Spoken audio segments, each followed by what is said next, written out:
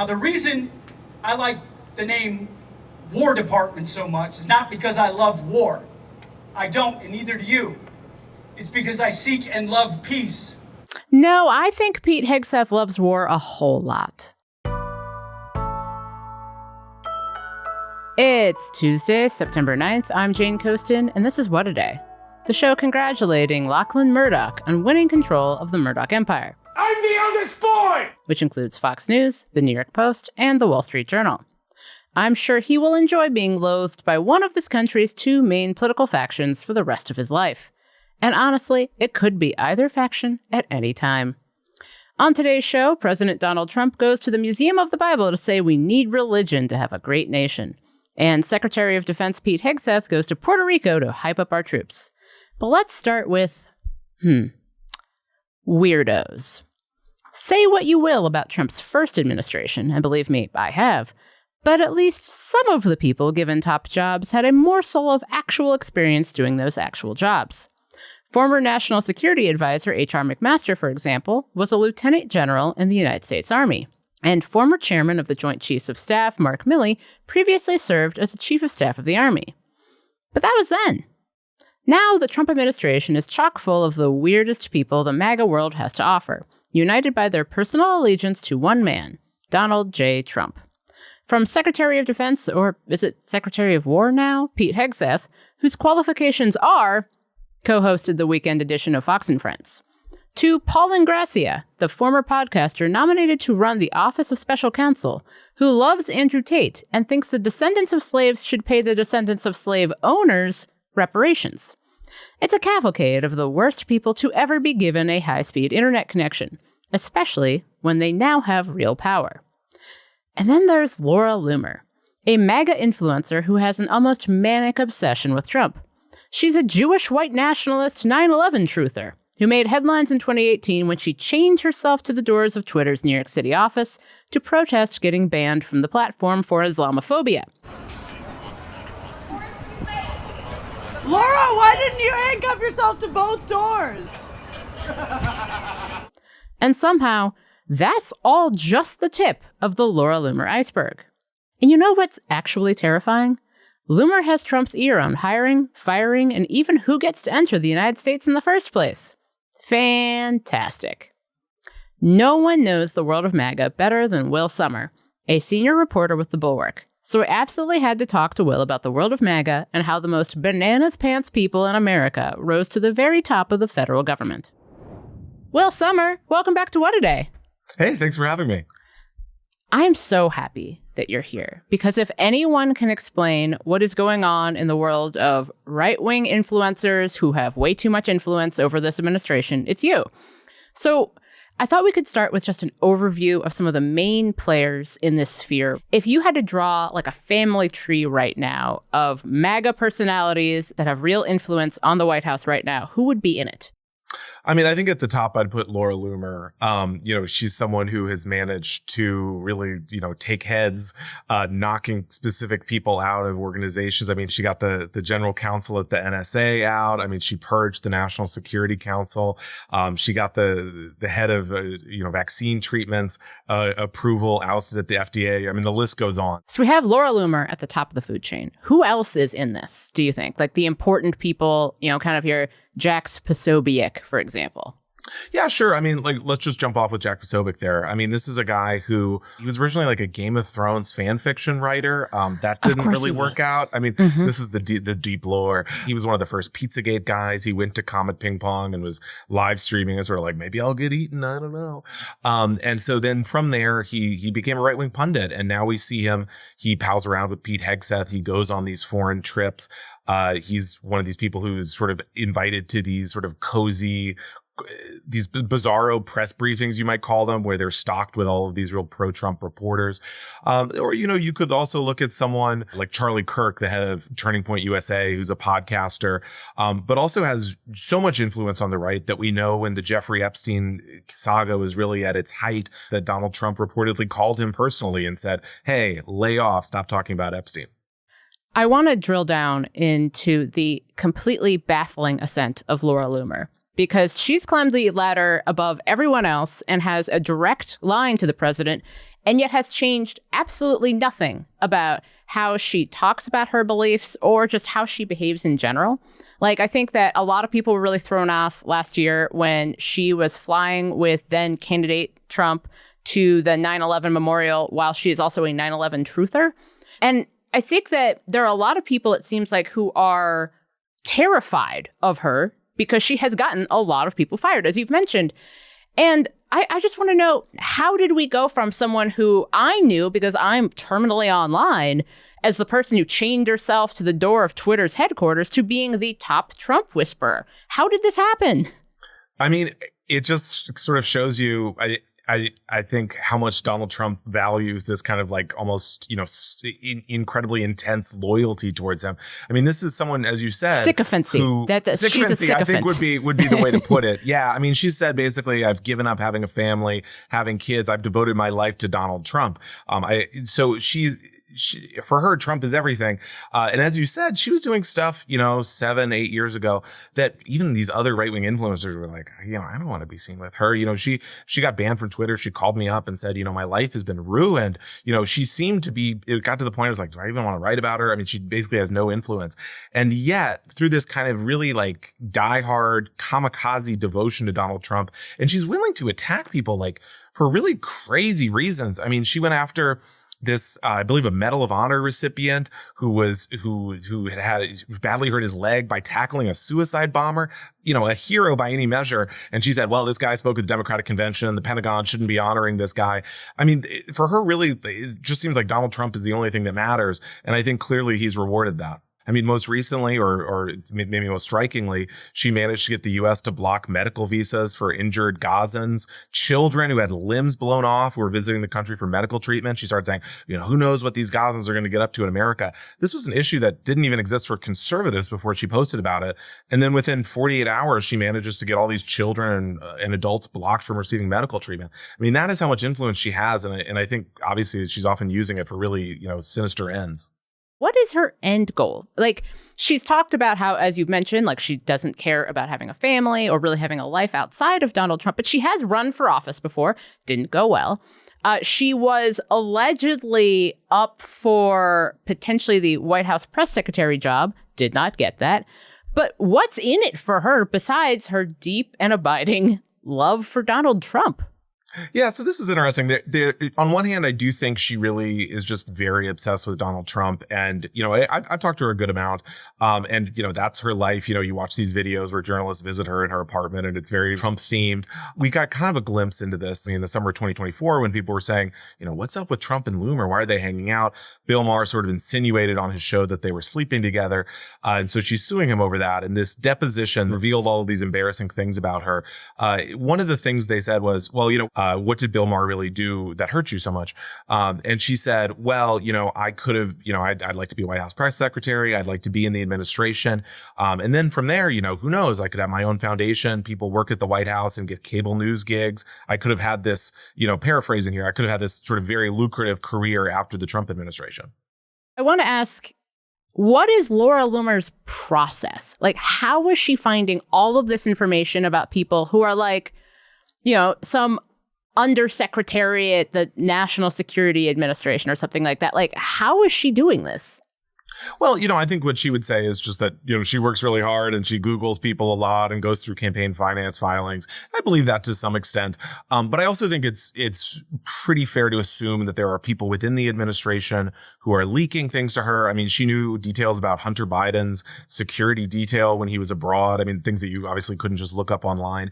And also, I think she's sort of being used, and I'm sure she doesn't mind it, by various factions. If they want to take someone out, if they want to take some policy role for their own group, that they'll leak against someone some unflattering information or, a tweet that this person sent against Trump. Or, factions within the administration are also outside of it. I mean, she really went on a campaign against some of RFK Jr.'s people at HHS and the FDA in a way that prompted allegations that she was in league with Big Pharma. Again, we don't really have concrete proof of that, but she does really seem to champion these causes in suspicious ways.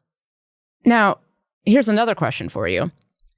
You and I both know that among MAGA people, and especially among Republicans who are kind of MAGA adjacent and are kind of putting up with a lot of this, None of them like Laura Loomer. They all very much dislike her. Why do you think that those people have had so little success in separating Trump from Loomer? Yeah, I mean, certainly, Marjorie Taylor Greene, who's like an arch enemy of Laura Loomer's, people like that have leaked unflattering things about Loomer in an attempt to sort of keep Trump from hiring her or something like that. At the same time, she gets back in somehow. And I think it is Trump seems to really like her, and she's really effective. I mean, she can sort of take out his enemies or people she deems disloyal. And so I think as long as she keeps the hits coming, I mean, she'll be with the administration. And often how these big right-wing media personalities bump up against each other and turn on each other. And the sad reality is that often does affect our policies and sort of the future of this country. I mean, I think that goes to my big wrap-up question for you, which is, what does all of this say about the Trump administration? I mean, I don't think it says anything good. I mean, I think truly these people who we recognized as very, in the past, in the first administration, as sort of very unsavory or unhinged characters that now are regularly visiting the White House and, calling the shots to some extent. I mean, obviously, it's alarming, among many alarming things with this administration. Will, thank you so much, as always, for joining me. Thanks for having me. If you search for news on YouTube, chances are you're going to find right-wing propaganda designed to keep you confused and, most importantly, mad. There are massive structural disadvantages for progressive voices on YouTube. When you subscribe to What A Day, you help us surface progressive political news in the algorithm, get it in front of more people, reach undecided voters, and just do a better job. We give you facts from the people at the heart of the story, while staying irreverent, engaging, and fast. So subscribe to our channel. And if you're already a subscriber, thank you. What A Day is brought to you by ZBiotics. Let's face it, after a night with drinks, I don't bounce back the next day like I used to. I have to make a choice. I can either have a great night or a great next day. That is, until I found pre-alcohol. ZBiotics Pre-Alcohol Probiotic Drink is the world's first genetically engineered probiotic. It was invented by PhD scientists to tackle rough mornings after drinking. Here's how it works. When you drink, alcohol gets converted into a toxic byproduct in the gut. It's a buildup of this byproduct, not dehydration, that's to blame for rough days after drinking. Pre-alcohol produces an enzyme to break this byproduct down. Just remember to make pre-alcohol your first drink of the night, drink responsibly, and you'll feel your best tomorrow. Every time I have pre-alcohol before drinks, I do notice a difference the next day. Even after a night out, I can confidently plan on working out without worry. Fall is right around the corner, so that means it's a time to raise a glass to your favorite team. Whether you're tailgating, enjoying a college game day, or watching Sunday's action on that fancy new TV, don't forget ZBiotics Pre-Alcohol Probiotic Drink. Drink a pre-alcohol before drinking and enjoy great days after celebrating all season long. Go to zbiotics.com/WAD to learn more and get 15% off your first order when you use code WAD at checkout. ZBiotics is backed with a 100% money-back guarantee, so if you're unsatisfied for any reason, they'll refund your money, no questions asked. Remember to head to zbiotics.com/WAD and use the code WAD at checkout for 15% off. Headline. To have a great nation, you have to have religion. I believe that so strongly. There has to be something after we go through all of this, and that something is God. Inspiring. That's Trump speaking to his Religious Liberty Commission at the Museum of the Bible in Washington, D.C. He announced new guidance from the Department of Education on prayer in public schools, but didn't say what the guidance would actually entail. He spoke for nearly an hour on religion and a host of unrelated topics. First, he alleged that school children are being, quote, indoctrinated with anti-religious propaganda. Then he called former President Joe Biden a, quote, mean guy. And then he brought up crime in the District of Columbia, suggesting that domestic violence shouldn't count as a crime because it undermines the perceived success of his crackdown on the city. Things that take place in the home, they call crime. They'll do anything they can to find something. If a man has a little fight with the wife, they say, this was a crime, see? So now I can't claim 100%. Domestic violence is a crime. Trump also announced that he would donate his own family Bible, because that apparently exists and has been opened, to the Bible Museum. Unclear if it's the same Bible he brought to his infamous photo op in Lafayette Square in 2020. Or perhaps it's one of his branded God Bless the USA Bibles, which can be yours for just $100. A new list of convicted sex offender and disgraced financier Jeffrey Epstein's associates that is currently being compiled by survivors of his abuse has around 30 to 50 names on it. That's according to one of Epstein's survivors, Lisa Phillips, who spoke exclusively to Crooked Media's Matt Berg. Last week, survivors of Epstein made headlines by announcing a plan to draft their own list of people associated with him. Phillips tells Berg that not all of the people listed are accused of wrongdoing. Her comments come as the Epstein-Trump controversy continues to balloon. Lawyers for Epstein's estate gave Congress a copy of the now infamous birthday book. Remember that book? The one the Wall Street Journal reported in July that contains letters from Epstein's social circle, including one signed by none other than Donald Trump? Well, now you can see the letter for yourself. That's because Democrats on the House Oversight Committee released it on Monday. Here's Ranking Member California Representative Robert Garcia. This note, Donald Trump has said, does not exist. Well, once again, he is lying to the American public and is leading a White House cover-up. Now, I'm going to show you the note that we've now acquired. It's a little crude, so I do apologize if you don't want to see it. But this is the actual note. You see the president's signature there. You can read some of the words that he is sharing with his friend, Jeffrey Epstein. Mr. President, this is not a hoax. You are lying to the American public. Head to our YouTube to see the letter in full. Trump has denied writing the letter and sued the Journal for its reporting. White House Press Secretary Caroline Leavitt also continued to deny the legitimacy of the letter Monday, saying that litigation will continue.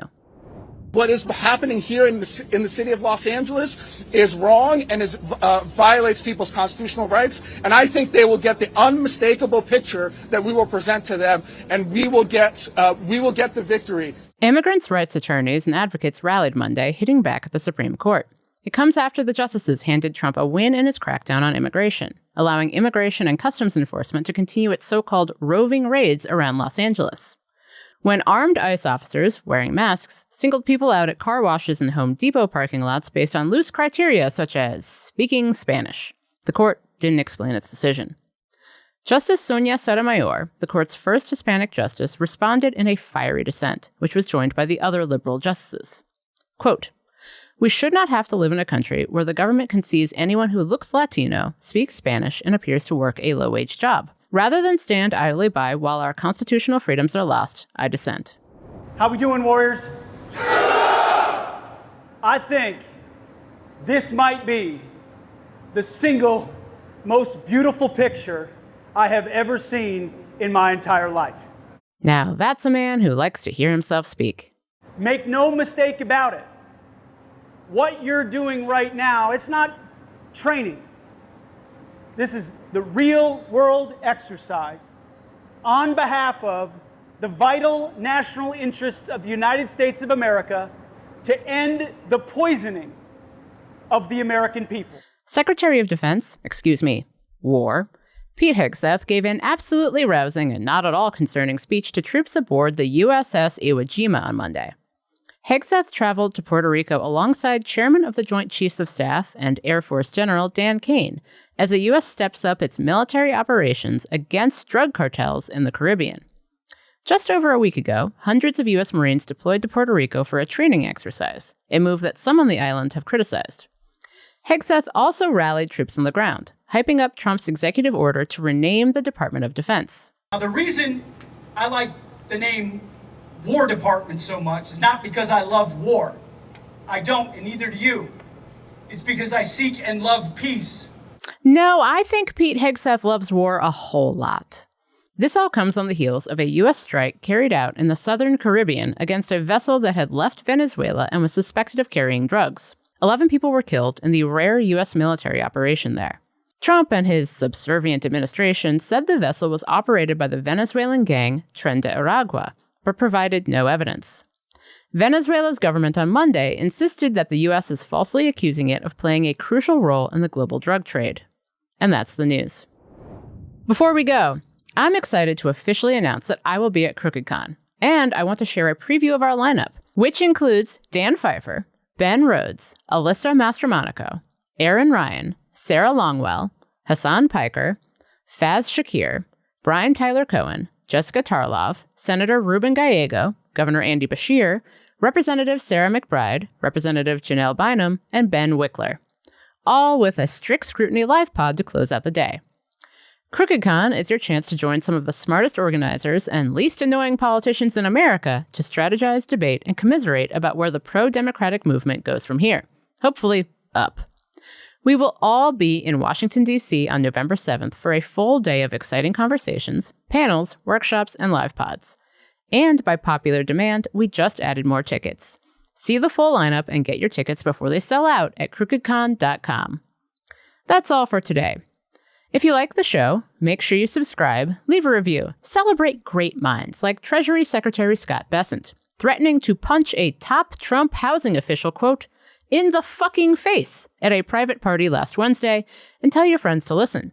And if you're into reading, and not just about how this is possibly the third time Bessent has threatened to punch another official in the face just in the last 6 months, like me, What A Day is also a nightly newsletter. Check it out and subscribe at crooked.com/subscribe.